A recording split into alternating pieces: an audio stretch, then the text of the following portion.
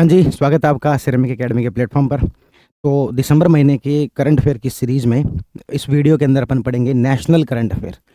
इससे पहले अपन जो है वो इंटरनेशनल पढ़ चुके हैं और साइंस एंड टेक का करंट अफ़ेयर जो पढ़ चुके हैं। अब अपन चलते हैं नेशनल करंट अफ़ेयर की तरफ। नेशनल के करंट अफ़ेयर की तरफ चलते हैं तो अपने सबसे पहले आती है सेंसस, जनगणना।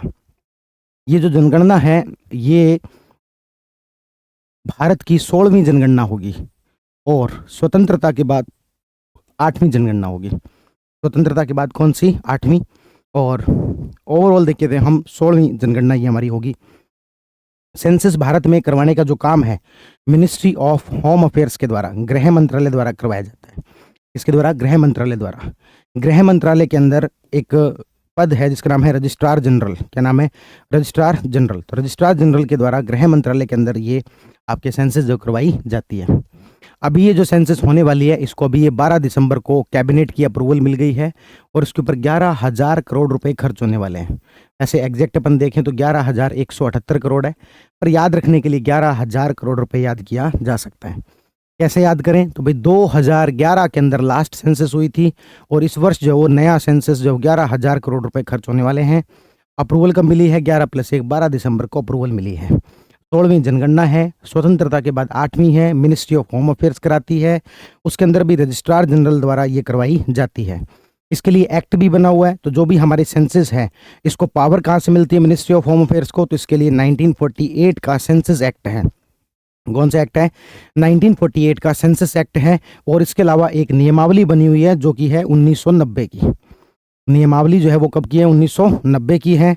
और जो सेंसस एक्ट है वो 1948 का है। ये जो सेंसस इस बार करवाई जा रही है, ये 2 चरणों में करवाई जाएगी। कितने चरणों में करवाई जाएगी? 2 चरणों में करवाई जाएगी। जो पहला चरण होगा उसमें हाउस की लिस्टिंग करवाई जाएगी, घरों की गणना करवाई जाएगी। दूसरा जो चरण होगा उसमें जनता की जनगणना करवाई जाएगी। उसमें क्या करवाई जाएगी भाई? जनगणना। ये जो जनगणना वाला जो चरण है ये मार्च 2027 में शुरू होगा। सॉरी, फरवरी 2027 में कब शुरू होगा? फरवरी 2027 में शुरू होगा। हालांकि जो पहाड़ी क्षेत्र हैं, क्योंकि उस समय में वहाँ पर बहुत ज़्यादा बर्फ़ जमी होती है, बहुत ज़्यादा सर्दी होती है, इसलिए लद्दाख, जम्मू कश्मीर, हिमाचल प्रदेश, इसमें ये पहले ही शुरू हो जाएगा। सितंबर 2026 में शुरू हो जाएगा। उसमें जो ये कब शुरू हो जाएगा? सितंबर 2026 में शुरू हो जाएगा। इस बार जो सेंसस करवाई जा रही है वो पूरे तरीके से डिजिटल सेंसस होने वाली है। पहली बार ऐसा होगा कि पूरे तरीके से कौन सी सेंसस हो जाएगी? डिजिटल सेंसस जो ये होने वाली है। जैसे इस बार जब SIR करवाया गया तो लोगों को भी ऑप्शन दिया गया कि आप खुद भी एनरोलमेंट जो फॉर्म जो था वो भर सकते थे। उसी तरीके से यहाँ पर जनता के पास भी ऑप्शन होगा कि वो स्वयं इसके अंदर गणना के अंदर पार्ट ले सकते हैं और खुद के परिवार की जो जानकारी है वो डिजिटली जो है ये रखी जा सकती है। इसके लिए एक पोर्टल भी बनाया गया है और एक एप्लीकेशन भी बनाई गई है जिसके माध्यम से ये सपोर्ट मिलेगा गणना करने के लिए। तो एक तो है आपके census management and monitoring system portal. क्या है? Census management and monitoring system portal. और एक आपके house listing block creator web map application. Exact नाम को याद रखने की आवश्यकता नहीं है। एक तो कोई हाउस लिस्टिंग करके कोई एप्लीकेशन है और एक जो पोर्टल है जिसमें कि सेंसस मैनेजमेंट है। बस जनता को स्वयं करना होगा, पहली बार स्वयं करने का ऑप्शन होगा, पहली बार डिजिटली होगी। और हमने कहा जो गणना वाला फेज है वो फरवरी 2027 में शुरू होगा। कुछ राज्यों में सितंबर में ही हो जाएगा। घरों की गणना की जाएगी जो कि अप्रैल सितंबर 2026 के बीच में होगी। पहले घरों की गणना करेंगे, फिर उसके बाद में उसकी करेंगे। ये भारतीय जनगणना विश्व की सबसे बड़ी प्रशासनिक और सांख्यिकी कार्य योजना है। कहने को अपन कहते हैं कि चीन जो है वो दुनिया का सबसे ज़्यादा जनसंख्या वाला देश है, लेकिन ये जो पूरा जो सेंसस करवाना है, जनगणना करवाना है, डॉक्यूमेंटेशन जो इसका है, उस मामले में भारत जो है वो सबसे बड़ी एक प्रकार की गणना होने वाली है ना। और कौन सा मंत्रालय करवाता है, ये सारी बातें अपन कर चुके हैं। आगे चलते हैं और अगली है वो है अपना राष्ट्र प्रेरणा स्थल। अगला जो हमारा आर्टिकल है वो क्या है? राष्ट्र प्रेरणा स्थल। तो एक जो है मोदी जी ने एक स्थल का, एक जगह का उद्घाटन किया है जिसको नाम क्या दिया गया है? राष्ट्र प्रेरणा। ये जो राष्ट्र प्रेरणा जो स्थल है इसका उद्घाटन किया गया लखनऊ में। कहाँ पर किया गया भाई? लखनऊ में। लखनऊ में क्यों? तो अभी ये कार्यक्रम चल रहा था क्योंकि अटल बिहारी वाजपेयी जी की 101वीं जयंती थी। 101वीं जयंती थी अटल बिहारी वाजपेयी जी की।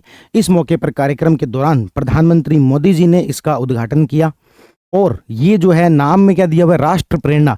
तो इसमें जो खास तौर पर बीजेपी के ऐसे विचारक जिनको बीजेपी अपना जो है वो एक तरीके से प्रमुख विचारक मानती है उन सब को समर्पित होगा, उन सब की यहाँ पर मूर्तियां लगाई जाएंगी। दीनदयाल उपाध्याय की, श्यामा प्रसाद मुखर्जी की और एक आपकी अटल बिहारी वाजपेयी जी की। जो मुख्य रूप से जो तीन लोगों के नाम पर ज्यादातर योजनाओं के नाम रखे जा रहे हैं, उन्हीं में से वही तीन लोग हैं। और यहाँ पर एक लोटस की आकृति का एक गार्डन होगा, बड़ा सा गार्डन होगा, जो किस आकृति का होगा? लोटस की आकृति का होगा, 98,000 स्क्वायर फीट का। कितना बड़ा? 98,000 स्क्वायर फीट का। तो ये सब बातें पन्ने की। राष्ट्र प्रेरणा स्थल कहां पर बनने जा रहा है? लखनऊ, उत्तर प्रदेश। उद्घाटन किसके द्वारा किया गया? मोदी जी द्वारा। कब किया गया? 25 दिसंबर को। कब किया गया? 25 दिसंबर को। क्यों 25 दिसंबर को क्या होता है? 25 दिसंबर को होता है सुशासन दिवस। क्या होता है भाई? सुशासन दिवस।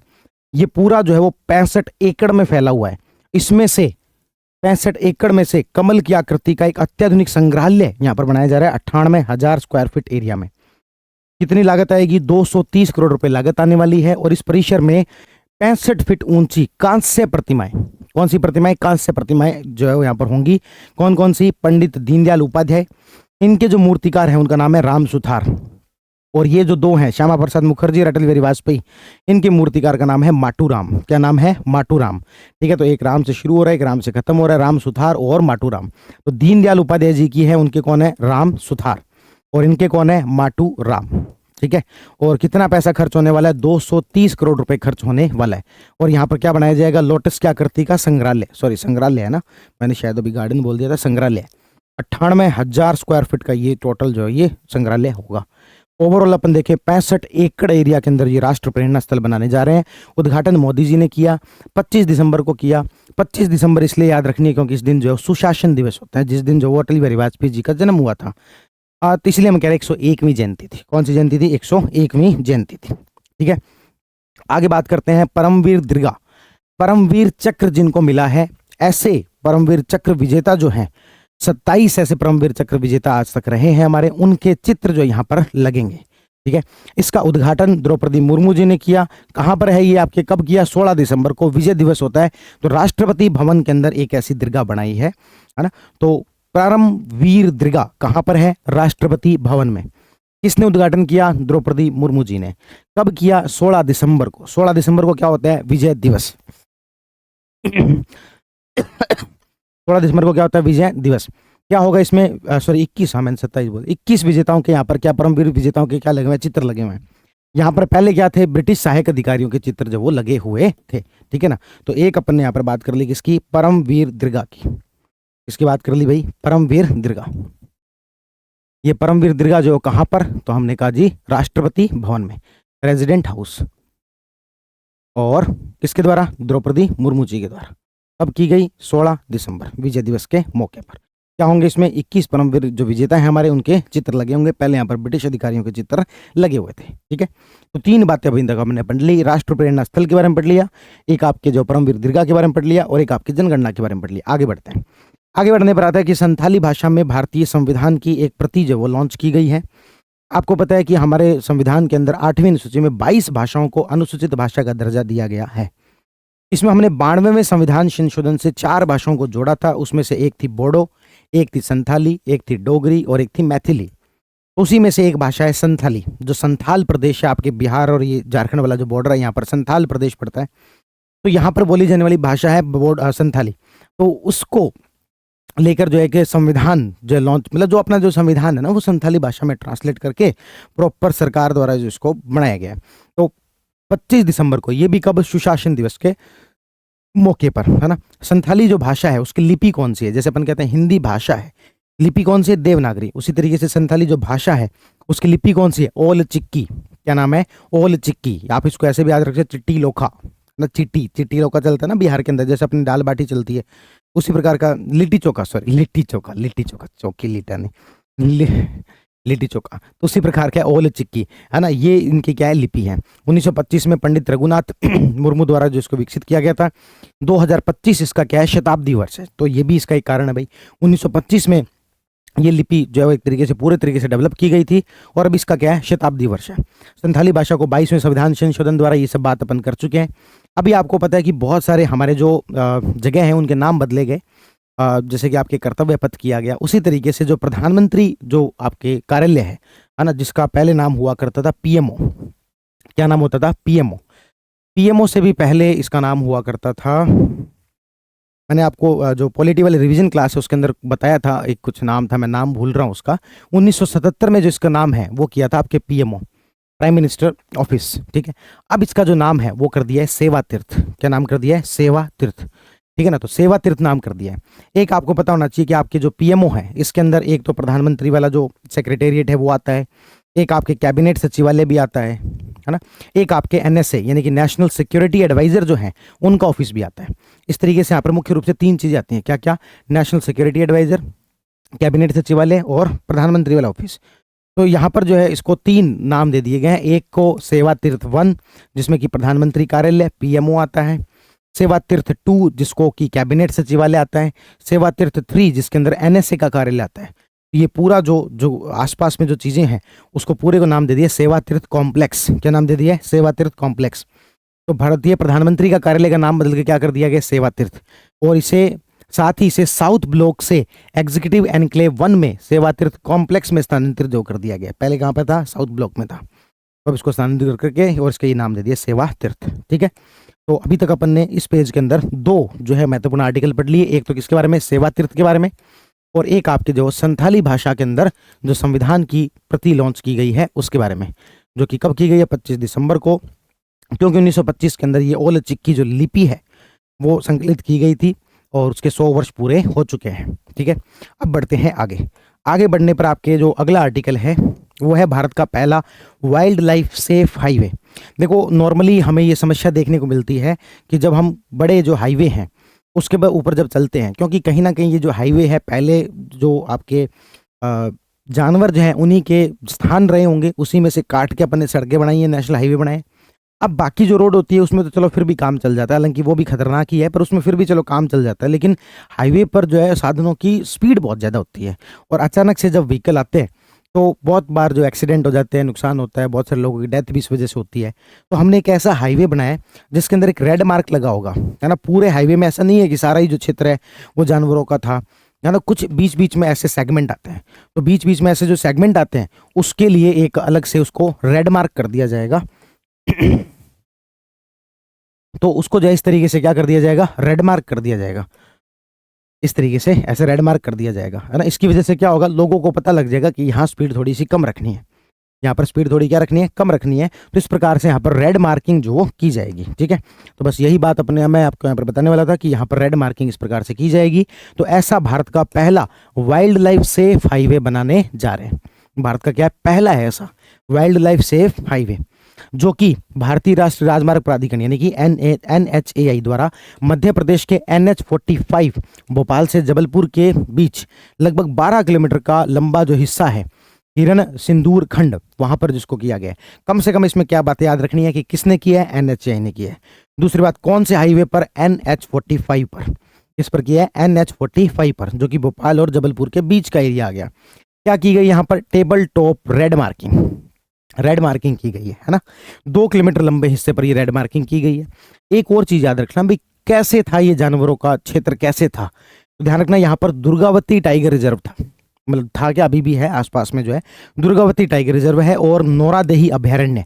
तो ये वाला जो हाईवे है इसके बीच में से गुजरता है। जैसे मान लो कि शेर के ऊपर जो दुर्गा माता बैठ के कई बार आगे आ जाती थी, ऐसे याद रख लेना, है ना। वो आपको याद रहेगा, शेर के ऊपर दुर्गा माता बैठ के कई बार साधनों के आगे जो, तो दुर्गावती टाइगर रिजर्व, ठीक है। दुर्गावती टाइगर रिजर्व नौरदेही अभयारण्य से गुजरता है। इसकी जो प्रेरणा है वो हमें शेख जायद रोड, दुबई के अंदर जो सबसे फेमस रोड है वो शेख जायद रोड ही है। वहीं से होकर आपको क्या बोलते हैं आपके, अरे वो सबसे ऊंची है ना इमारत, यार नाम भूल जाते हैं कई बार चलते चलते। तो वहां पर जो अल भूल रहा हूँ, ठीक है। तो शेख जायद रोड जो है वहां से इसकी जो प्रेरणा मिलती है। भारत का पहला वाइल्ड लाइफ क्या है? Safe highway. याद रखना है NH कौन सा है? तो NH45। कौन सा? मध्य प्रदेश का NH45, ठीक है। चलो, तो एक तो NH45 जरूर याद रखना, एक दुर्गावती टाइगर रिजर्व याद रखना। आगे बढ़ते हैं। भारत की पहली पूर्णतः डिजिटल राष्ट्रीय समुद्री मत्स्य पालन जनगणना, यानी कि मछलियों की गणना। ओहो कितना मुश्किल काम है, मछलियों की गणना, वो भी कैसी? डिजिटल, ठीक है। तो इसमें कोई मछलियों को ऑप्शन दिया जाएगा क्या गणना करना ही, तो मतलब कि वो डिजिटल पैरामीटर्स के वजह से ऐसे कैलकुलेशन नहीं करेंगे, अच्छा एक मछली ऊपर आ गया, ऐसे नहीं भाई। तो ये मशीन्स के द्वारा या फिर जो भी इक्विपमेंट्स जो है उनका प्रयोग इसके अंदर किया जाएगा। ऑब्वियसली बात है, वो इक्विपमेंट का ही किया जाता होगा पहले भी, लेकिन इस बार जो पूरे तरीके से इक्विपमेंट का यूज किया जाएगा। तो पहली है ऐसी पूर्णतः डिजिटल, इसलिए कह रहे हैं पहली पूर्णतः डिजिटल है। इसका शुभारंभ 31 अक्टूबर 2025 को कोच्चि से हुआ था। केंद्रीय मत्स्य जो मंत्रालय वो करेगा। संस्करण जो है ये मत्स्य पालन वाला 5वां है, लेकिन पूर्णतः डिजिटल क्या है, पहली है। ठीक है ना, जैसे अपन कह रहे हैं कि इस बार भारत की सेंसस कौन सी है, 16वीं है, लेकिन पूर्णतः डिजिटल कौन सी है, पहली है। पूर्णतः डिजिटल कौन सी है, पहली है। ठीक है, तो इसी तरीके से यहाँ पर कौन सी है, 5वीं है, और पूर्णतः डिजिटल कौन सी है, पहली है। नोडल एजेंसी कौन सी है इसकी, तो नोडल एजेंसी देखो यार, एग्रीकल्चर से मतलब एनिमल हस्बेंड्री भी किसका पार्ट है, अलाइड पार्टी तो है ना एग्रीकल्चर का, तो कौन करेगा, ICAR। नोडल एजेंसी कौन सी है, ICAR। ICAR के साथ सहयोगी संस्था है CMFRI, है ना, सेंट्रल आपके जो आपके समुद्री यानी कि marine fisheries research institute CMFRI, उसके द्वारा। वित्त पोषण किसके द्वारा किया जा रहा है, केंद्रीय मत्स्य पालन विभाग द्वारा। ठीक है, परिचालन भागीदार यानी कि और इसके अंदर जो कौन कौन भागीदार है, FSI, है ना। FSI मतलब यहाँ पर फॉरेस्ट सर्वे ऑफ इंडिया नहीं है, भारतीय मत्स्य सर्वेक्षण है। क्या भारतीय मत्स्य सर्वेक्षण है। इसकी टैगलाइन क्या दी गई है, स्मार्ट जनगणना स्मार्ट मत्स्य पालन। इस बार पहली बार जो अपन जनगणना भी क्या कर रहे हैं, स्मार्ट तरीके से कर रहे हैं, डिजिटल कर रहे हैं, और मत्स्य गणना भी इस बार क्या करेंगे, डिजिटल करेंगे। तो स्मार्ट जनगणना स्मार्ट मत्स्य पालन। अवधि इसकी 3 नवंबर से लेकर 18 नवंबर रहेगी।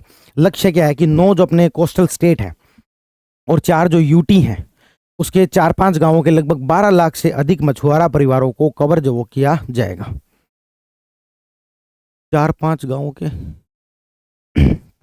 इसके द्वारा बहुत सारी मोबाइल एप्लीकेशन बनाई गई है। व्यास NAV, व्यास भारत और व्यास सूत्र, है ना। इसके लिए क्या बनाई गई, अलग अलग ऐप बनाई गई। कौन कौन सी, व्यास NAV, व्यास भारत और व्यास सूत्र। तो ये अपने मत्स्य पालन के बारे में बात की कि पहली इस प्रकार से क्या होने वाली है, डिजिटल जो है ये मत्स्य गणना होने वाली है। इसमें संस्थाएं जरूर याद रख लेना कि ICAR, उसकी सहयोगी CMFRI, और एक आपके जो परिचालन भागीदार है वो FSI, है ना, फिशरी सर्वे ऑफ इंडिया। और टैगलाइन इसकी क्या है, स्मार्ट जनगणना स्मार्ट मत्स्य पालन। ठीक है, या आप यहाँ पर यदि PIB का एक आर्टिकल देखते हैं तो ये है आपके फिशरी वाले में, first fully designed digitised national marine fishery census. ठीक है, जो कि कितने दिन का कार्यक्रम है, तो 45 डेज का। कितने दिन का है, 45 डेज का। अब भी मैं जो 4-5 गांव कह रहा था, 4-5 गांव नहीं, 4000 गांव है भाई, है ना। ये इसमें कोई लिखने के अंदर गलती हुई है, तो ये कितने गांव है, 4000 गांव है। तो इसको आप क्या कर लेंगे, ये यहाँ पर जो लिखे ना ये 4-5 गाँवों के लगभग, 4-5 गाँव नहीं 4000 गाँव है ना। ये क्या आएगा यहाँ पर, 4000 गांव कर लेंगे। ये देखने के लिए मैंने PIB वाला आर्टिकल निकाला था। यहाँ पर कितने गांव हैं, 4000 गांव हैं। 4000 गांवों के 12 लाख से अधिक जो मछुआरे हैं उसको जो इसके अंदर शामिल किया गया है। ठीक है, इसके अलावा इसमें जो है वो आर्टिकल के अंदर अपन देखें और क्या लिखा हुआ है। बाकी बातें तो बस वही हैं जो अपन इतनी देर से डिस्कस कर रहे थे।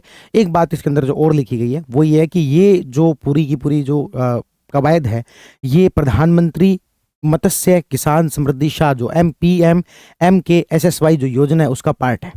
प्रधानमंत्री मत्स्य किसान समृद्धि शाह योजना उसका क्या है, एक पार्ट है। बाकी बातें तो जो अपन ने कहा था, 2 ऐप लॉन्च की गई है ना, एक तो व्यास जो है भारत और एक व्यास सूत्रा। इसका बेसिक काम क्या है, इसका काम है लाइव मॉनिटरिंग करना। क्या करना, लाइव मॉनिटरिंग करना, जो इसका बेसिक काम है। तो लाइव मॉनिटरिंग करने के लिए मोबाइल एप्लीकेशन है व्यास भारत और व्यास सूत्रा, इनको लॉन्च किया गया है ना। इसके द्वारा किसके द्वारा की जा रही है, तो वही है डिपार्टमेंट ऑफ फिशरी, और उसके अंदर CMFRI नोडल एजेंसी है, और फिशरी सर्वे ऑफ इंडिया क्या है, ऑपरेशनल पार्टनर है। क्या है, ऑपरेशनल पार्टनर है। और आपके जो है वो स्मार्ट सेंसस स्मार्ट फिशरी जो है, इसकी क्या है, टैगलाइन है, स्मार्ट सेंसस स्मार्ट फिशरी। ठीक है, तो ये सब बातें अपन ने यहाँ पर की। वापस चलते हैं अपन अपनी मैगजीन पर। तो अपन ने यहाँ पर क्या, इसका कौन सा संस्करण, 5वां संस्करण। शुभारंभ कब किया गया, 31 अक्टूबर को। कितने दिन की कवायद है, 45 दिन की है। इसके द्वारा, तो आपकी फिशरी जो मिनिस्ट्री है उसके द्वारा, उसके अंदर भी डिपार्टमेंट ऑफ फिशरी के द्वारा। मंत्री कौन है, जॉर्ज कुरियन है। संस्था कौन सी है, तो आपके ICAR के अंदर भी क्या, CMFRI। और आपके ऑपरेशनल एजेंसी है वो कौन सी है, तो फिशरी सर्वे ऑफ इंडिया। वित्त पोषण कौन करेगा, केंद्रीय मत्स्य पालन। ये कौन सी योजना का पार्ट है, PMMKSSY जो है उसका ये पार्ट है। और टैगलाइन क्या है, तो स्मार्ट जनगणना स्मार्ट मत्स्य पालन। 3 नवंबर से लेकर 18 दिसंबर तक चलेगी। 4000 गांवों के अंदर, 4-5 गांव की बजाय क्या कर लेंगे, 4। 2 इसके लिए क्या कीजिए, मोबाइल ऐप भारत और सूत्र, ये तो है लाइव मॉनिटरिंग के लिए, और एक आपके व्यास NAV। चलो आगे बढ़ते हैं, आगे बात करते हैं सारंडा वन। सारंडा वन ये क्या है, तो झारखंड के अंदर ना साल जो वृक्ष होते हैं, साल वृक्षों का एक वन है जिसका नाम है सारंडा वन। अभी इसको लेकर सुप्रीम कोर्ट ने एक डिसीजन दिया है। क्या सुप्रीम कोर्ट ने क्या डिसीजन दिया है? सुप्रीम कोर्ट ने झारखंड सरकार को सारंडा वन के लगभग 31,000 हेक्टेयर क्षेत्र को वन्य जीव संरक्षण अधिनियम के तहत वन्य जीव अभयारण्य घोषित करने के निर्देश दिए। हम देखते हैं कि वैसे आपके जो वाइल्ड लाइफ सेंचुरी है, वाइल्ड लाइफ सेंचुरी जो है डिक्लेयर करने का जो अधिकार है वो स्टेट के पास में होता है, लेकिन यहाँ पर स्टेट गवर्नमेंट को जो है वो निर्देश दे रही है कौन? Supreme court. ये एक तरीके से जुडिशियल एक्टिविज्म का, न्यायिक सक्रियता का उदाहरण है कि जो सारंडा वन वाला जो एरिया है लगभग 31,000 हेक्टेयर का एरिया है, उसको वाइल्ड लाइफ सेंचुरी जो घोषित किया जाए। और ये डिसीजन देने वाली सुप्रीम कोर्ट की जो बेंच है उसके अंदर जज थे बी.आर. गवई और विनोद चंद्रन। बी.आर. गवई और विनोद चंद्रन। ये एशिया के सबसे बड़े प्राकृतिक साल वनों में से एक एरिया है। इसको 700 पहाड़ियों की भूमि भी कहा जाता है। सारंडा वन को क्या कहते हैं? 700 पहाड़ियों की भूमि भी कहा जाता है। ये सब बातें अपन ने यहाँ पर की। उसके बाद में भारत का पहला स्वदेशी हाइड्रोजन फ्यूल सेल पौध। बात को थोड़ा ध्यान से सुनेंगे। भारत का पहला स्वदेशी hydrogen fuel cell. Hydrogen fuel cell का मतलब हो गया ये हाइड्रोजन के जो आपके एटम्स जो है उनका यूज करती है, और पानी जिसका जो उप उत्पाद होता है, बाई प्रोडक्ट होता है, उसमें पानी निकलता है। जैसे नॉर्मली अपन जो है डीजल ईंधन इन सब का जो प्रयोग करते हैं, इसके अंदर बाय प्रोडक्ट के रूप में कुछ गैसेज निकलती है, और वो जो गैसेज है उसके अंदर कार्बन कंपाउंड जो वो ज़्यादा होता है, और ये कार्बन कंपाउंड जो है हमारे एनवायरनमेंट को ओवरऑल जो वो नुकसान पहुंचाते हैं। लेकिन इसमें बाय प्रोडक्ट के रूप में क्या निकलेगा? पानी निकलेगा। इसलिए कहा जा रहा है कि ऊर्जा का संरक्षण जो इस तरीके से होगा, या फिर कि कार्बन जो आपके एमिशन है वो नहीं होगा। तो ये क्या है? वाणिज्यिक संचालन का शुभारंभ किया कब? 11 दिसंबर 2025 को केंद्रीय मंत्री सर्बानंद सोनोवाल द्वारा वाराणसी के नमो घाट से किया गया। कहाँ से किया गया? वाराणसी के नमो घाट से। इसका निर्माण किसने किया है? कोचिन शिपयार्ड लिमिटेड द्वारा इसका निर्माण किया गया। किसके द्वारा भाई? Cochin shipyard limited. सहयोग इसके अंदर कौन किया है? तो IWAI। IWAI मतलब क्या हो गया? Inland waterway authority of India. जैसे आपके NHAI है ना, national highway authority of India, उसी तरीके से इनलैंड वाटरवे बनाने के लिए inland waterway authority of India है। ये low temperature proton exchange membrane system पर काम करता है, जिसके माध्यम से हाइड्रोजन का यूज करके पानी जो है वो बाय प्रोडक्ट के रूप में यहाँ पर निकाला जाता है। हाइड्रोजन को ईंधन के रूप में उपयुक्त यहाँ पर ये करता है। ये क्या है? तो ये शून्य उत्सर्जन पौध है, जिसमें कि जीरो एमिशन जो वो होगा, है ना। क्या होगा इसके अंदर? जीरो एमिशन होगा। ठीक है। यात्री क्षमता तो 50 यात्री लेके जा सकते हैं। गति इसकी ये, लंबाई इसकी 24 मीटर है। तो याद रखना, भारत का पहला स्वदेशी हाइड्रोजन फ्यूल सेल पौध। जो याद रखने वाली बातें हैं वो कि किसके द्वारा बनाया गया? कोचिन शिपयार्ड। किसने मदद की है? IWAI द्वारा मदद की गई है। ठीक है। केंद्रीय मंत्री वाली low temperature proton exchange membrane पर काम करता है। ये सारी बातें अपन यहाँ पर कर ली। आगे बात करते हैं इंदिरा गांधी अंतर्राष्ट्रीय हवाई अड्डा दिल्ली। इसको वाटर पॉजिटिव का स्टेटस मिला है। वाटर पॉजिटिव का स्टेटस का मतलब क्या हो गया? वाटर को लेकर ओवरऑल पॉजिटिव है। पॉजिटिव है मतलब जितना पानी इसके अंदर यूज किया जाता है उतना ही पानी जो है स्टोर भी कर लेता है। उतना ही पानी क्या कर लेते हैं? स्टोर भी कर लेता है। इसका मतलब दो चीज़ें होंगी, एक तो रेन वाटर जो है उसको स्टोर करने का उसमें कुछ ना कुछ व्यवस्था होगी, दूसरी बात जो वाटर है वो उसको रीयूजेबल किया जा सके, इसकी कोई व्यवस्था होगी। और ऐसा करने वाला इंदिरा गांधी अंतर्राष्ट्रीय हवाई अड्डा भारत का पहला ऐसा हवाई अड्डा बन गया है। वाटर पॉजिटिव जो अड्डा बन गया। वाटर पॉजिटिव का अर्थ क्या है? उपयोग किए गए जल से अधिक मात्रा में जल का पुनर्भरण। नई दिल्ली में आयोजित वाटर इनोवेशन समिट में यह प्रमाण पत्र जिसको दिया गया। ठीक है ना। इंदिरा गांधी हवाई अड्डा जो क्या बन गया? वाटर पॉजिटिव हवाई अड्डा बन गया। उसके बाद में आता है बाल विवाह मुक्त भारत अभियान। आपको पता है ये जोरों शोरों से चल रहा है कि भारत जो बाल विवाह मुक्त हो जाए, 2030 तक का अपने ये टारगेट भी है। तो 4 दिसंबर 2025 को ये अभियान शुरू किया गया। इसकी अवधि जो है वो 27 नवंबर 2025 से 8 मार्च 2026, यानी कि लगभग 100 दिन की अवधि रहेगी। कितने दिन की अवधि? 100 दिन की। बाल विवाह मुक्त अभियान क्रियान्वयन कौन करेगा? देखो, बाल विवाह से संबंधित जो विभाग है, यानी कि एक तो महिला एवं बाल विकास मंत्रालय हो गया, और उसका सहयोग कौन करेंगे? स्वास्थ्य परिवार कल्याण मंत्रालय, ग्रामीण विकास मंत्रालय और शिक्षा मंत्रालय। आप देखोगे तो बाल विवाह में इनका सीधे सीधे रोल है। आप देखोगे तो बाल विवाह गांवों के अंदर ज्यादा होता है तो ग्रामीण विकास मंत्रालय है। आप देखोगे तो शिक्षा से जुड़ा हुआ तो शिक्षा मंत्रालय है, स्वास्थ्य परिवार कल्याण मंत्रालय भी है, और महिला बाल विकास तो इसका मुख्य है ही है। यह अभियान 3 चरणों में होगा। 100 दिन का अभियान है। कितने दिनों का अभियान है? 100 दिनों का अभियान है, और 3 चरणों के अंदर ये होगा। 4 दिसंबर से नई दिल्ली से जिसकी क्या हुई है? शुरुआत हुई है। आगे बढ़ते हैं। प्रशासन गांव की ओर अभियान। जो अभियान राजस्थान के अंदर शुरू किया गया था, एक तरीके से उसी से प्रेरणा प्राप्त है ये, और भारत सरकार द्वारा भी इसी प्रकार का एक अभियान शुरू किया गया है। 19 से 25 दिसंबर। 25 दिसंबर एक बहुत महत्वपूर्ण तारीख है, क्योंकि सुशासन दिवस होता है।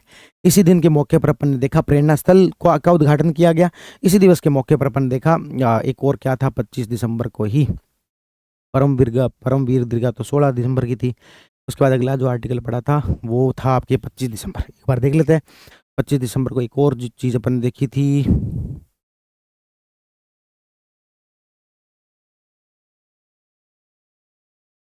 संथाली भाषा वाला। संथाली भाषा के अंदर संविधान वाला भी अपन ने कब देखा था? 25 दिसंबर का देखा था।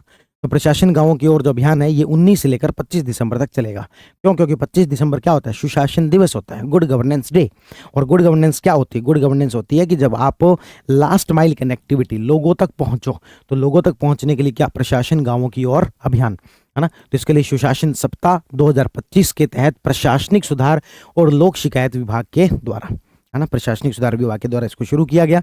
2 से 31 अक्टूबर तक केंद्रीय मंत्रालयों, विभागों और सार्वजनिक उपक्रम में आयोजित विशेष अभियान 5.0 का भी ये विकेंद्रीकृत संस्करण है। ठीक है, आगे बात करते हैं विश्व कौशल एशिया प्रतियोगिता। इसका क्या मतलब हुआ? ये जो है वो आयोजन किया गया ताइपे, ताइवान के अंदर। कहां पर किया गया? ताइवान के अंदर। कौन सा संस्करण था? तीसरा। ता से ता याद रखना, ता से यानी कि ताइपे, ता से यानी कि ताइवान, और ता से ता यानी कि तीसरा। ता से ता यानी कि तीसरा। कौन सा? विश्व कौशल जो है एशिया प्रतियोगिता। कौन जीता? यहाँ पर यूएई के द्वारा जीता गया। भारत का कौन सा स्थान रहा? भारत का स्थान रहा 8वां। कुल देश कितने थे? 29 थे। और भारत जो इसके अंदर पहली बार पार्टिसिपेट किया, भारत ने इसके अंदर क्या किया? पहली बार पार्टिसिपेट किया। और कुल देश कितने थे? 29 थे। और भारत का स्थान कौन सा रहा? 8वां। और कुल प्रतिभागी इसके अंदर थे 21। भारत ने 21 कौशल श्रेणियों में हिस्सा लिया। 21 ही प्रतिभागी थे और 21 ही अलग अलग कौशल श्रेणियों में यहाँ पर हिस्सा लिया। और ये भारत की क्या थी? पहली भागीदारी। भारत को 1 रजत, 2 कांस्य और 3 उत्कृष्टता पदक जो यहाँ पर मिले।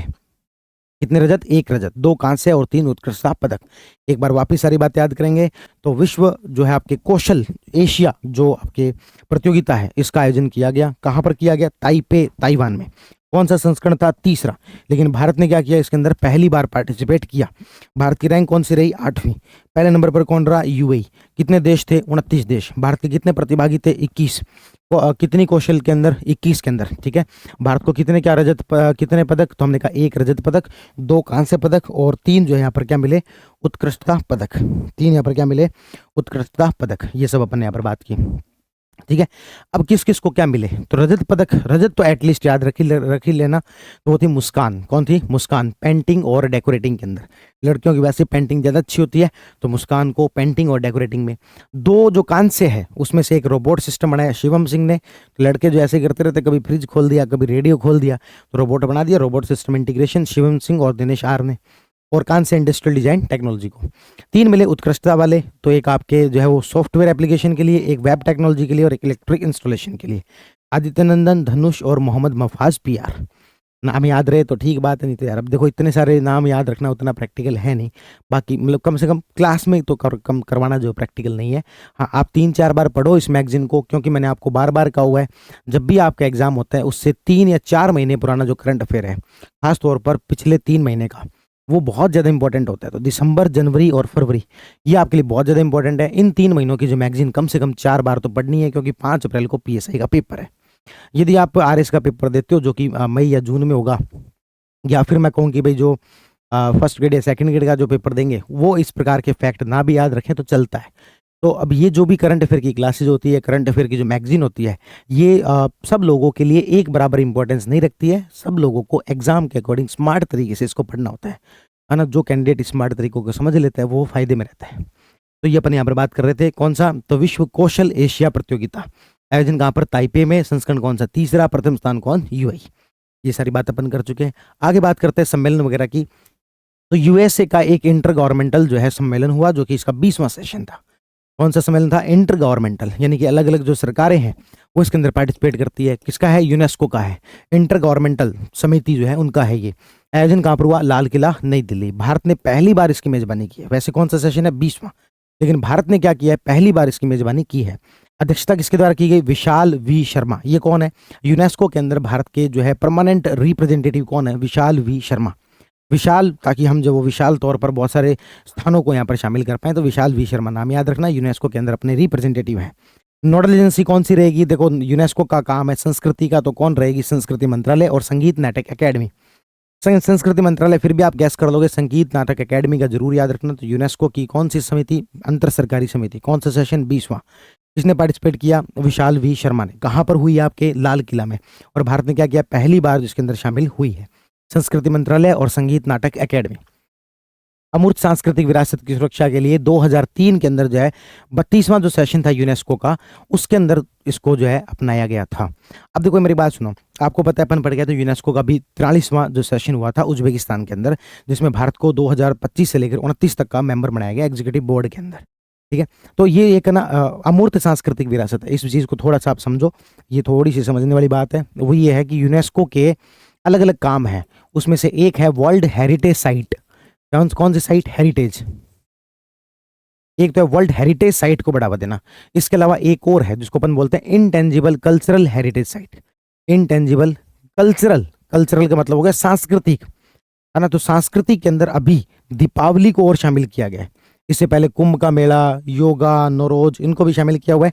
अभी किसको शामिल किया? हाल फिलहाल दीपावली को भी यहाँ पर शामिल किया है। बस वही बता रहा है, 10 दिसंबर को यूनेस्को की अमूर्त सांस्कृतिक विरासत में शामिल किया गया है और ये भारत का 16वां तत्व है। कौन सा तत्व है? 16वां। इससे पहले आपको पता होगा कालबेलिया को भी शामिल किया हुआ है, राजस्थान के कालबेलिया को भी शामिल किया गया है ना। एक आपके जो वो अलग अलग प्रकार के हिमाचल प्रदेश के अंदर बौद्ध उच्चारण होता है मंत्रों का, उसको भी शामिल किया गया है। तो इस तरीके से 16वां जो आपके एडिशन है वो क्या है? दीपावली है। तो दीपावली को भी इसमें शामिल कर लिया गया था इंटेंजिबल कल्चरल हेरिटेज साइट के अंदर। उसके बाद है कृष्णवेणी संगीता निर्जनम। कृष्णवेणी संगीता ये क्या है? तो ये कर्नाटक संगीत महोत्सव है। क्या है? कर्नाटक संगीत महोत्सव है, जिसका आयोजन कहाँ हुआ? विजयवाड़ा आंध्र प्रदेश में। कहाँ पर हुआ भाई? विजयवाड़ा आंध्र प्रदेश में। इसका विषय क्या है? तेलुगु संगीत परंपराओं की समृद्धि का उत्सव, है ना। आप यहाँ पर देखोगे कि तेलुगु है तो कहाँ पर? कर्नाटक में। आप क्या गैस करोगे? कन्नड़। लेकिन यहाँ पर क्या है? तेलुगु संगीत परंपराओं की समृद्धि का उत्सव मनाना। आयोजन करता कौन होगा? पर्यटन मंत्रालय, संस्कृति मंत्रालय, संगीत नाटक अकेडमी और आंध्र प्रदेश पर्यटन और संस्कृति विभाग। कौन सा संस्करण है ये? तीसरा। तो कृष्णवेणी संगीत निर्जनम इसके द्वारा कर्नाटक संगीत महोत्सव है, बहुत सारी संस्थाएं हैं, विजयवाड़ा आंध्र प्रदेश में हुआ। देखो तीनों ही अलग अलग बातें हैं। तो क्या? कर्नाटक संगीत महोत्सव हुआ कहाँ पर? आंध्र प्रदेश में। सेलिब्रेट किसे किया जा रहा है? तेलुगु को। हालांकि आंध्र प्रदेश जो वो तेलुगु भाषी क्षेत्र है ही, तो तेलुगु, ठीक है ना। संस्करण कौन सा है? तीसरा। संस्करण कौन सा है? तीसरा। उसके बाद चलते हैं अर्थ समिट पर। अर्थ समिट जो है इसका आयोजन गांधीनगर में हुआ। कहाँ पर हुआ? गांधीनगर में। उद्घाटन किसने किया? अमित शाह जी द्वारा। गांधीनगर गुजरात में कोई चीज होगी तो मोटा भाई नहीं करेंगे क्या? तो अमित शाह जी द्वारा। अर्थ समिट जगह ये दूसरा संस्करण था। ये इसका आयोजक कौन है? नाबार्ड और internet association of India.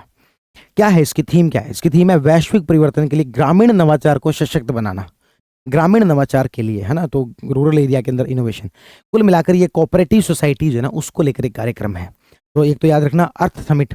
Earth summit cooperative society को लेकर है, इसलिए यहाँ पर कोऑपरेटिव जो आपके मिनिस्ट्री हैं, जो मिनिस्टर हैं अमित शाह, वो यहाँ पर इन्होंने उद्घाटन किया। दूसरा संस्करण है और कोऑपरेटिव है, सहकारी समितियां हैं, इसलिए नाबार्ड भी यहाँ पर शामिल रहेगा। तो नाबार्ड है और आपके जो है वो इंटरनेट एसोसिएशन ऑफ इंडिया है। यहाँ पर जब अमित शाह आए तो फिर बहुत सारे आपको लॉन्च करने पड़ेंगे कार्यक्रम। किस चीज़ के? सहकारिता वाले। क्या करने पड़ेंगे? सहकारिता वाले। तो अमित शाह ने सहकार सारथी की 13 से अधिक नई सेवाएं और उत्पाद लॉन्च किए। अमित शाह ने क्या किया? सहकार सारथी के 13 से अधिक जो नए लॉन्च किए। उसमें से एक था डीजी केसीसी। नाम से पता लग जाएगा। केसीसी, केसीसी आपको पता है किसान क्रेडिट कार्ड, जिसके माध्यम से किसानों को लोन मिलता है। तो ये है डीजी केसीसी, जिसमें कि किसान क्रेडिट कार्ड का डिजिटल स्वरूप है ये। फिर आ गया ईपीएसीएस। पीएसीएस होता है आपके प्राइमरी जो एग्रीकल्चर कोऑपरेटिव सोसाइटीज है वो, है ना। पीएसीएस खूब बार पढ़ा होगा आपने। ये क्या है? प्राथमिक कृषि ऋण समितियों के लिए डिजिटल प्लेटफॉर्म, यानी कि जो भी पहले कुछ चल रहा है उसका डिजिटल फॉर्म है और कुछ नहीं है। सहकार टैक्सी शुरू करने वाली पायलट परियोजना। सहकारी बीमा योजना, विश्व का सबसे बड़ा अनाज भंडारण एप्लीकेशन, वेबसाइट सारथी, शिक्षा सारथी, कैंपेन सारथी, सहकार शासन सूचकांक, सारथी टेक्नोलॉजी फोरम। तो कुल मिलाकर इसमें ऐसा कुछ बहुत यूनिक चीजें नहीं है जो कि आप गैस ना कर सको। कोई ऑब्जेक्टिव एग्जाम में आ जाए और आप गैस ना कर सको, ऐसा कुछ नहीं है, ठीक है ना। तो ये याद रखना। अर्थ समिट जो हुई कहाँ पर थी? गांधीनगर में। कहाँ पर हुई थी? गांधीनगर में। कौन सा संस्करण था? दूसरा। किसने उद्घाटन किया था? मोटा भाई ने। किसने किया था? मोटा भाई ने। और 13 से अधिक जो है सहकार सारथी यहाँ पर ऐप वगैरह लॉन्च की गई थी। आगे बढ़ते हैं। WHO का वैश्विक पारंपरिक चिकित्सा सम्मेलन, जो ट्रेडिशनल मेडिसिन है उसको लेकर एक वैश्विक सम्मेलन यहाँ पर हुआ। किसके द्वारा करवाया गया? WHO के द्वारा करवाया गया। आपको इस बात की बखूबी जानकारी है कि अपन ने पढ़ा था न्यूजीलैंड ने भारत के साथ में जो ट्रेड एग्रीमेंट किया है उसके अंदर भी जो है ट्रेडिशनल मेडिसिन और हेल्थ को लेकर अनुबंध किया है। और ऐसा पहली बार है जब न्यूजीलैंड ने इस विषय पर किसी देश के साथ अनुबंध किया हो। है ना। तो बस ये याद रखना, दोनों चीजों को लिंक कर दो। तो यहाँ पर WHO का वैश्विक पारंपरिक चिकित्सा सम्मेलन, जो कि कहाँ पर हुआ, नई दिल्ली में 17 से 19 दिसंबर को। ये भी कौन सा संस्करण था, दूसरा। अर्थ समिट का भी कौन सा था, दूसरा। कृष्ण वेनी वाले का कौन सा था, तीसरा। इसके आयोजक कौन है, WHO। नाम में ही क्या है, WHO का है, तो कौन होगा, WHO। इसके अलावा भारत में हो रहा है तो कौन होगा, आपके स्वास्थ्य परिवार कल्याण मंत्रालय। विषय क्या है, विषय है संतुलन की बहाली, स्वास्थ्य और कल्याण का विज्ञान और अभ्यास। संतुलन, एक याद रख लेना, संतुलन। संतुलन वर्ड को जोड़ देना ट्रेडिशनल मेडिसिन से, ट्रेडिशनल मेडिसिन से। एलोपैथी का, आयुर्वेदिक का, इन दोनों का क्या बनाना है, संतुलन बनाना है। तो याद रखना, संतुलन की बहाली इसका विषय था। देखो जो थीम होती है ना, थीम के अंदर पूरी पूरी थीम याद रखने की नहीं होती, रटने की नहीं होती, उसमें से कुछ एक कीवर्ड ऐसा पकड़ लो जिसके आधार पर आप बस लिंक कर लो। तो संतुलन बनाना है, किस चीज का संतुलन बनाना है, आयुर्वेदिक का और एक आपके एलोपैथी का। WHO के जो महानिदेशक हैं, जो डायरेक्टर जनरल है, वो है डॉक्टर टेड्रोस, वो आए हुए थे। मोदी जी द्वारा यहाँ पर 19 दिसंबर को बहुत सारी पहले जो है लॉन्च की गई। अब देखो जैसे उसमें अपन ने देखा था, अर्थ समिट में भी बहुत सारे पहले लॉन्च की गई थी, वो जो है किससे संबंधित था, सहकारिता से, है ना। और ये जो है किससे संबंधित है, आयुष से। अब मोदी जी यहाँ पर आएंगे क्या, तो मोदी जी देखो भाई WHO आ रहा है तो फिर बड़ा ही कार्यक्रम है, कहाँ पर हो रहा है, नई दिल्ली में हो रहा है। तो क्या करेंगे, आयुष से संबंधित बहुत सारी जो चीज़ों को लॉन्च करेंगे। उसमें से एक है आयुष मार्क। आयुष मार्क जो है वो आयुष के जो उत्पाद हैं उनकी गुणवत्ता के लिए एक वैश्विक मानक है, उनकी गुणवत्ता के लिए क्या एक वैश्विक मानक है, ठीक है। मतलब जैसे आप होता है ना यार, BSI मार्क का होता है, उसी तरीके से आयुर्वेदिक जो मार्क का एक अपन ने तैयार किया, ताकि हमारे कोई भी जो आयुष प्रोडक्ट है, आयुर्वेदिक जो प्रोडक्ट है, वो दुनिया के दूसरे देशों में जाए तो हम जो भी जिसने भी ये रजिस्ट्रेशन किया है और ये मार्का प्राप्त किया है, वो कह सके देखो सरकार द्वारा प्रमाणित है भाई। वरना तो कुछ भी आजकल जो वो आयुर्वेदिक और होम्योपैथ को वो कह के बेचते हैं, ऑर्गेनिक जो कह के कुछ भी बेच लेते हैं। मेरा आयुष एकीकृत सेवा पोर्टल, ये इंपॉर्टेंट है। अश्वगंधा पर स्मारक डाक टिकट जारी किया। ये देखो ऑब्जेक्टिव क्वेश्चन ऐसे बनते हैं, आप पढ़ते समय में यदि थोड़ा सा इस तरीके से दिमाग लगा लो ना यार, इसमें क्वेश्चन क्या बनेगा, जैसे मान लो ये है, इसमें क्या क्वेश्चन बनेगा, मेरा आयुष एकीकृत सेवा पोर्टल किससे संबंधित है, क्या आपको नहीं पता लग रहा है, आयुष से संबंधित है। हाँ, ये हो सकता है कि कब लॉन्च किया गया, तो ये 19 दिसंबर को किया गया, तो ये हो सकता है। लेकिन इस पोर्टल के बारे में क्या पूछेंगे, कुछ ही नहीं पूछ सकते। हाँ, ये पूछ सकते हैं कि किसके ऊपर जो स्मारक डाक टिकट जारी किया गया, तो अश्वगंधा पर किया गया। और नई दिल्ली में WHO दक्षिण पूर्व एशिया क्षेत्रीय कार्यालय का उद्घाटन भी किया गया। नई दिल्ली में क्या किया गया, WHO दक्षिण पूर्व एशिया का क्षेत्रीय कार्यालय। पारंपरिक चिकित्सा वैश्विक पुस्तकालय, वैज्ञानिक डेटा और नीति दस्तावेजों को संरक्षित करने के लिए डिजिटल प्लेटफॉर्म। तो क्या बनाया गया, पारंपरिक चिकित्सा वैश्विक पुस्तकालय, पारंपरिक चिकित्सा वैश्विक पुस्तकालय। तो ये कुछ बातें जो यहाँ पर इसके अंदर रही। एक बार आप मन ही मन जो है जितने भी अपने नेशनल के अंदर पढ़ा है उसको एक बार दिमाग के अंदर सोच के देखो दिखान, फिर अपन आगे बढ़ते हैं।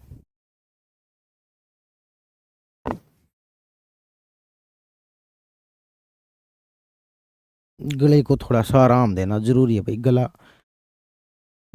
साथ दे रहा है इतने इतने घंटे तक लगातार।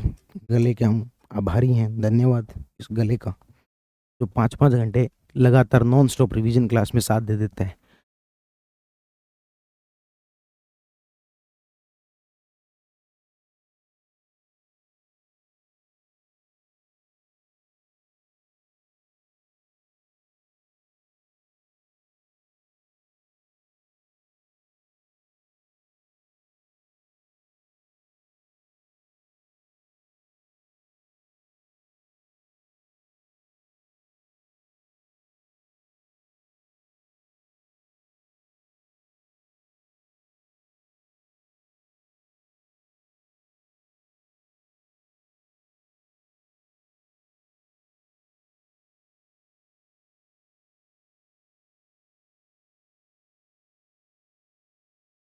ठीक है, WHO वाला हो गया।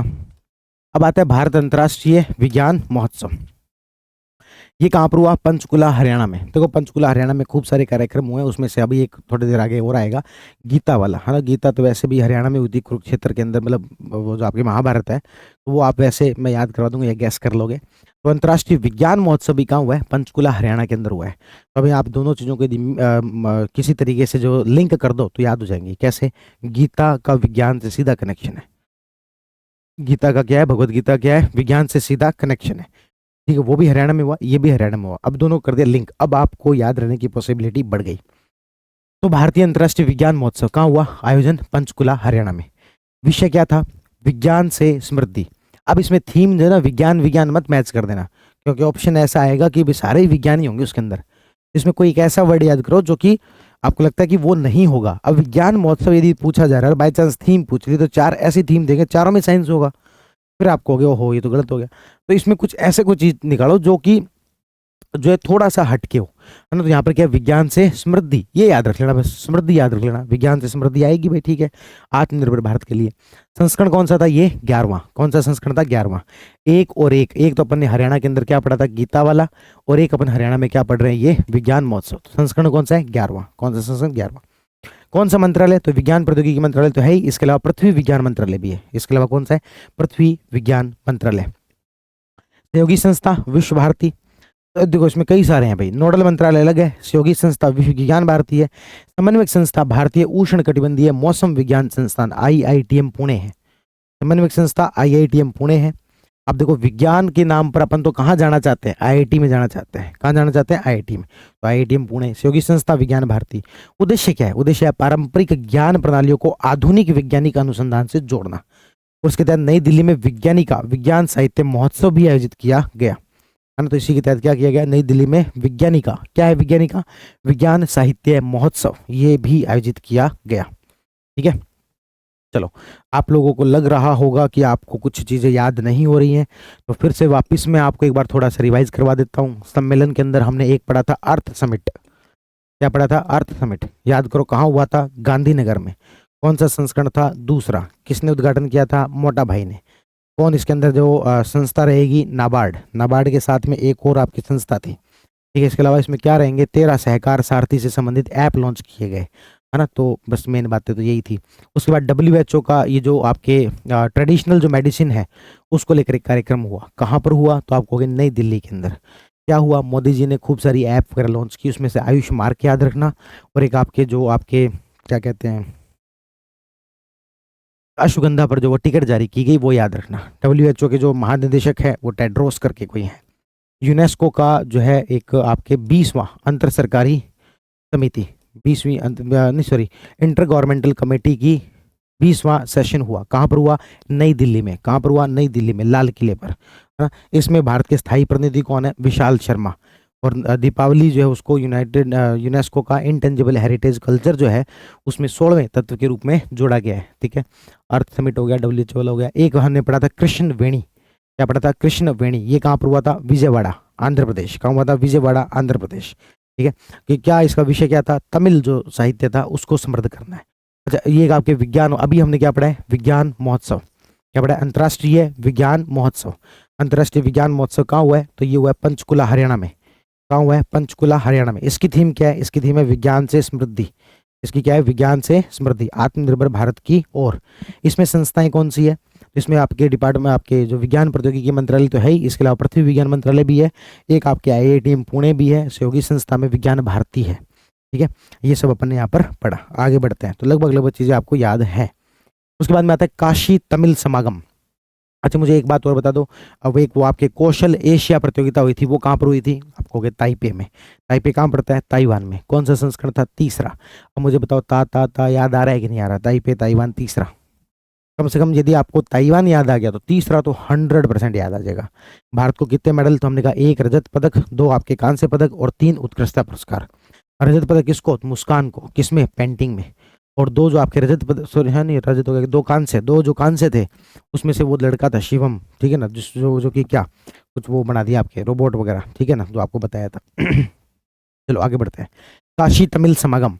देखो काशी मतलब वाराणसी यानी कि यूपी, है ना। तो काशी का और जो आपके तमिलनाडु है उसका पूरा जो पुराना जो है वो नाता रहा है, और इसी को लेकर काशी तमिल समागम, जिसके अंदर जो युवा हैं उनको तमिल पढ़ने को जो प्रेरित करने के लिए ये कार्यक्रम था, वाराणसी में हुआ। कहाँ हुआ, वाराणसी में।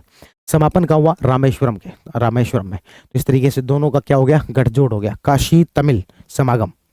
तो काशी में शुरुआत हुई, तमिल में यानी कि आपके रामेश्वरम में इसका अंत हुआ या फिर समापन हुआ। विषय था लेट्स लर्न तमिल। क्या था विषय, लेट्स लर्न तमिल। तमिल कर्कलम। संस्करण था चौथा। कौन सा संस्करण था, चौथा। नोडल मंत्रालय केंद्रीय शिक्षा मंत्रालय होगा। प्रमुख कार्यक्रम तो एक तो था तमिल करकलम, यानी कि वाराणसी के स्कूलों के अंदर क्या करना, तमिल पढ़ाना। तमिल करपोम, यानी कि काशी क्षेत्र के 300 छात्रों के लिए तमिल सीखने का स्टडी टूर। और ऋषि अगस्त्य अगस्त्य वाहन अभियान, ये जरूर याद रखना। ऋषि अगस्त्य जो है वो आपके साउथ इंडिया जो गए थे, ऋषि अगस्त्य वाहन अभियान 2 से 10 दिसंबर तमिलनाडु से काशी तक। ठीक है, ये बहुत इंपॉर्टेंट है, याद रख लेना भाई। आगे बात करते हैं पैसा महोत्सव। आपको पता है जो पंचायती राज वाला जो एक्ट है या संविधान संशोधन है, 1993-4 के आते आते लगभग क्षेत्र में लागू हो गया था। लेकिन जो ट्राइबल एरिया है, शेड्यूल्ड जो एरिया है, वहां पर विशेष प्रावधान करने के लिए एक अलग एक्ट बनाया गया जिसका नाम था Panchayati Raj extension to scheduled areas, PESA। PESA PESA जिसको बोल देते हैं, Panchayati Raj extension to scheduled areas. उसी को लेकर एक कार्यक्रम हुआ है पैसा महोत्सव। क्या हुआ है, पैसा महोत्सव। कब आया था, 1996 के अंदर। आयोजन कहाँ पर, विशाखापट्टनम में। आयोजन कहाँ पर भाई, विशाखापट्टनम में। आयोजक कौन है, पंचायती राज मंत्रालय और आंध्र प्रदेश पंचायती राज विभाग। महोत्सव की शुरुआत कहाँ से हुई, आर के बीच। आर के बीच कहाँ पड़ता है, तो विशाखापट्टनम। विशाखापट्टनम में कार्यक्रम हो रहा है तो विशाखापट्टनम में पड़ेगा। तो विशाखापट्टनम में आर के बीच पर पैसा रन, यानी कि दौड़ एक तरीके से आयोजित करवाई 24 दिसंबर। अच्छा, पैसा दिवस होता कब है, 24 दिसंबर। है ना, ये कब लागू किया गया था, तो 24 दिसंबर 1996 को। कब किया गया था, 24 दिसंबर 1996। तो याद रख लेना, पंचायती राज दिवस 24 अप्रैल को, पैसा दिवस 24 दिसंबर को। 24 से 24 याद रह जाएगा, 100% याद रह जाएगा। किसी को लगता है कि नहीं याद रहेगा, तो मैं कह रहा हूँ ये सारी ट्रिक्स काम करती हैं। पंचायती राज दिवस 24 अप्रैल और पैसा दिवस 24 दिसंबर। ठीक है, यही अपना काम है कि ट्रिक बना बना के कुछ किसी तरीके से याद कराएं। विशाखापट्टनम आंध्र प्रदेश में। इसमें बहुत सारी पहले लॉन्च की गई। एक है पैसा पोर्टल, एक है पैसा संकेतक, एक है जनजातीय भाषाओं में पैसा प्रशिक्षण। और ये थोड़ा सा याद रख लेना। अब वही मैं फिर वापस वही सेम बात पर आता हूँ। इनमें से क्या पूछेंगे यार, पैसा पोर्टल क्या क्या पूछेंगे इस पे, है ना, बड़ा मुश्किल है। ये थोड़ा सा पूछना आसान है। हिमाचल प्रदेश में किन्नौर जिले पर ई पुस्तक जो लॉन्च की गई। ठीक है, अब इसमें जो साथ ही साथ क्या हुई, खेल प्रतियोगिताएं भी हुई। और ये खेल प्रतियोगिताएं बहुत ज्यादा इंपॉर्टेंट है। देखो क्यों है इंपॉर्टेंट, देखो आरपीएससी जो है उसको खेल से क्वेश्चन पूछने तो है ही। अब यदि वो खेल से जुड़े हुए क्वेश्चन यदि पीआईबी में आ जाए, क्योंकि नॉर्मली जो पीआईबी के अंदर खेल को कवर नहीं किया जाता, पर ऐसे कोई महोत्सव हो रहे हैं तो ये पीआईबी का पूरा आर्टिकल है। और इसमें यदि कोई खेल की कोई बात आ रही है तो वो आरपीएससी के लिए थोड़ी सी क्या हो जाती है, ज़्यादा इंपॉर्टेंट हो जाती है। तो पीआईबी में ही कवर किया गया खेल प्रतियोगिता। इसमें देखना 3 खेल है, पैसा दौड़, पैसा तीरंदाजी और पैसा कबड्डी। ठीक है, पहले हम बात कर लेते दौड़ की।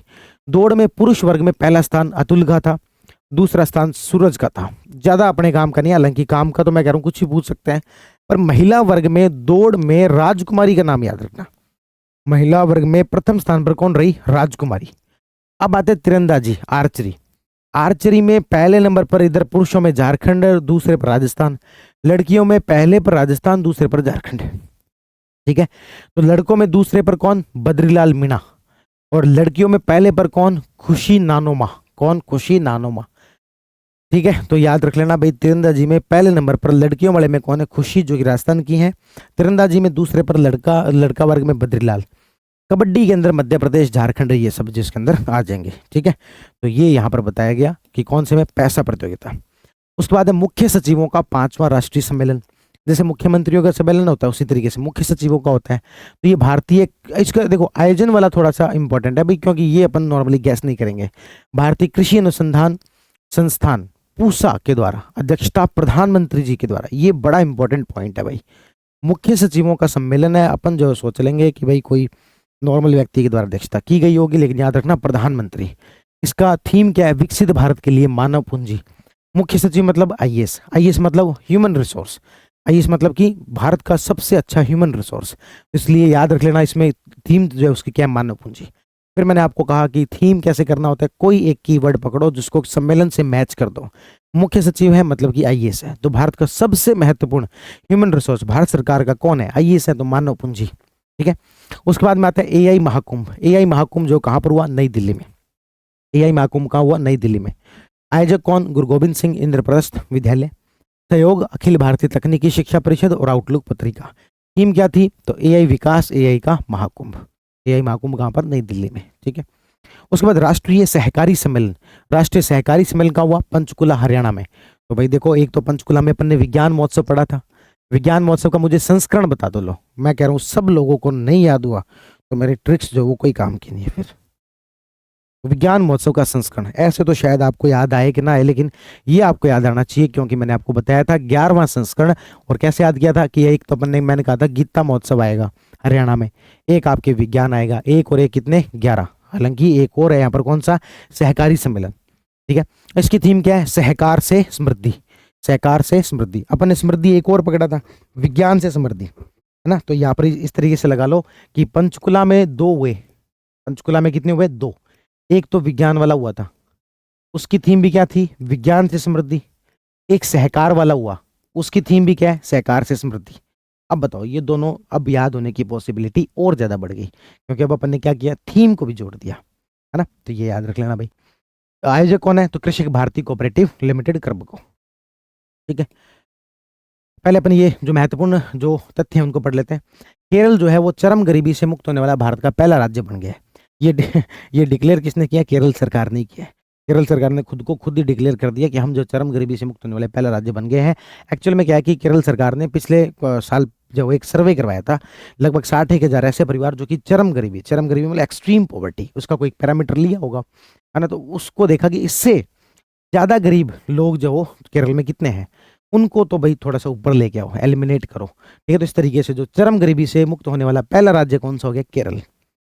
मध्य प्रदेश, ओंकारेश्वर जो है मध्य प्रदेश का 27वां वाइल्ड लाइफ सेंचुरी बन गई ओंकारेश्वर। ब्रह्मपुत्र नदी पर जो है एक भारत का पहला नदी टर्मिनल का उद्घाटन किया गया। टर्मिनल जहां से कि व्यापार हो सकता है, तो यहाँ पर टर्मिनल का जो उद्घाटन किया गया, पूरा रिवर फ्लोट जो है आपके रिवर फ्लोटिंग टर्मिनल है ये, भारत का पहला क्या है, रिवर फ्लोटिंग टर्मिनल है ये। तो केंद्रीय वित्त मंत्री निर्मला सीतारमण ने असम गुवाहाटी के अंदर ब्रह्मपुत्र नदी पर फर्स्ट रिवर फ्लोटिंग टर्मिनल का उद्घाटन किया है। कैग ने अपना एक सेंटर ऑफ एक्सीलेंस बनाया हैदराबाद में। किसने बनाया, कैग ने। कहाँ पर बनाया, हैदराबाद में। क्या बनाया, सेंटर ऑफ एक्सीलेंस। गुजरात में जो है अभी कुछ समय पहले टाइगर देखा गया। पहले जो है गुजरात टाइगर फ्री एक तरीके से हो गया था क्योंकि वहां पर काफी लंबे समय से टाइगर देखा ही नहीं जा रहा था।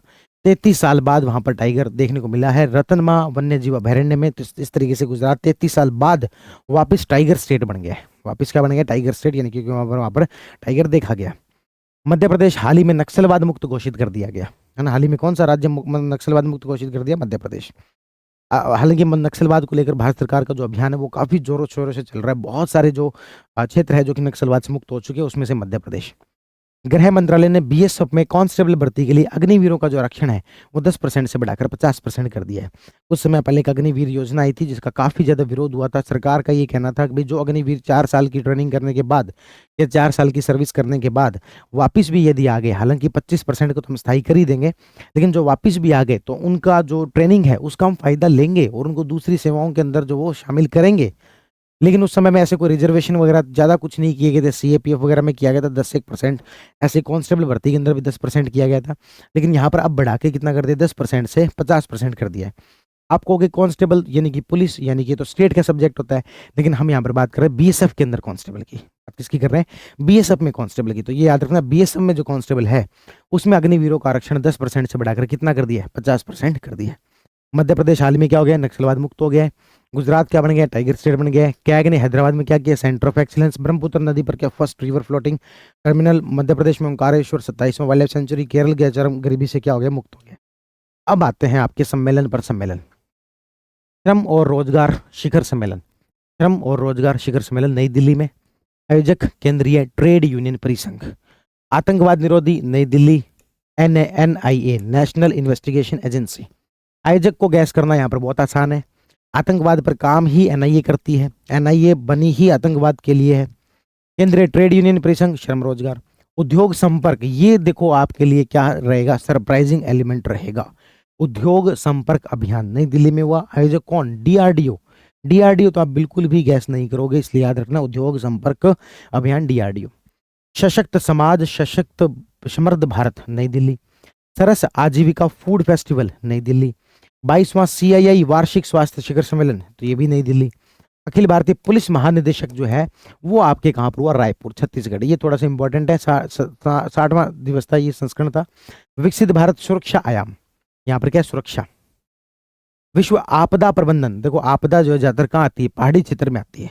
आपदा ज्यादा कहाँ आती है, ये भूस्खलन वगैरह कहाँ आता है, पहाड़ी क्षेत्र में। तो ये कहाँ हुआ, देहरादून। इसमें 5E प्रिंसिपल दिया गया जिससे कि आपदाओं से बचा जा सकता है। तो 5E फॉर डिजास्टर रेजिलियंस, ठीक है। ये वाला इंपॉर्टेंट है भाई, जब भी बात दूसरे देश के साथ आ जाती है किसी सम्मेलन की तो हमारे लिए इंपॉर्टेंट हो जाता है। तो भारत फ्रांस एआई नीति गोलमेज सम्मेलन, भारत फ्रांस एआई नीति गोलमेज सम्मेलन कहाँ पर? IISC बेंगलोर, संस्करण कौन सा? तीसरा। पर्यावरण पर क्षेत्रीय सम्मेलन चेन्नई के अंदर, आयोजक NGT नेशनल ग्रीन ट्रिब्यूनल, पर्यावरण पर बात कौन करेगा? NGT ग्रीन ट्रिब्यूनल, कहाँ पर? चेन्नई में। 10वां अंतर्राष्ट्रीय गीता महोत्सव, ये अपन बात कर रहे थे हरियाणा। तो विज्ञान वाला कौन सा था? 11वां। गीता महोत्सव कौन सा है? 10वां। विज्ञान वाला कौन सा था? 11वां। और विज्ञान वाला कौन सा था? 11वां। और गीता वाला कौन सा? 10वां। कहाँ पर? हरियाणा। इसका भागीदार राज्य कौन सा था? मध्य प्रदेश। युवा बिजनेस सम्मेलन, बिजनेस की बात आएगी और अहमदाबाद या गुजरात ना आए तो अहमदाबाद। विश्व उमिया फाउंडेशन। लोक सेवा आयोगों का, जैसे अपने RPSC है ना, तो उस तरीके से लोक सेवा आयोगों का 26वां राष्ट्रीय सम्मेलन कहाँ पर हुआ? हैदराबाद में। हैदराबाद में ही कैग ने क्या किया? सेंटर ऑफ एक्सीलेंस बनाया। हैदराबाद में सेंटर ऑफ एक्सीलेंस बनाया गया। आयोजक कौन? तेलंगाना लोक सेवा आयोग। उद्घाटन किसने किया? राष्ट्रपति महोदय द्वारा। ये तो लोक सेवा आयोगों का कौन सा सम्मेलन? 26वां। कहाँ पर? हैदराबाद में। आयोजक कौन? तेलंगाना लोक सेवा आयोग। उद्घाटन राष्ट्रपति द्रौपदी मुर्मू, ठीक है। तो ये सब बातें थी। अब 2-3 दिन के लिए मुझे जो वो बाहर जाना है, तो इस वजह से मैंने आज, दिसंबर महीने का बाकी था, कॉलिंग टीम के पास बहुत सारे कॉल आ रहे थे, दिसंबर कब करवाया जाएगा, कब करवाया जाएगा। तो एक तो इंटरनेशनल वाला कर दिया, वो तो अपलोड हो भी गया होगा, और एक मैंने अब आपकी नेशनल वाला रिकॉर्ड कर दिया जो कि मैं कल अपलोड जो करवाऊंगा। देर रात्रि हो गई है, लगभग 12 बज चुके हैं, तो कल इसको अपलोड करवा दिया जाएगा। और अब आगे की जो दिसंबर की वीडियोज है वो 2 दिन ठहर के आएंगी, वापस आ जाए उसके बाद आएगी। तब तक गला भी थोड़ा सा ठीक और अच्छा हो जाएगा, ठीक है ना, तब मिलेंगे, ठीक है। आप सभी का बहुत बहुत धन्यवाद। और अपना जो PIB सुजेस वाला था जो कि अपन 25 जनवरी तक का कर चुके हैं, वो अब आगे जो अपन इसको कंटिन्यू करेंगे आने के बाद, यानी कि 1-2 फरवरी के आसपास में इसको अपन कंटिन्यू करेंगे, ठीक है। आप सभी का बहुत बहुत धन्यवाद। Thank you, good night.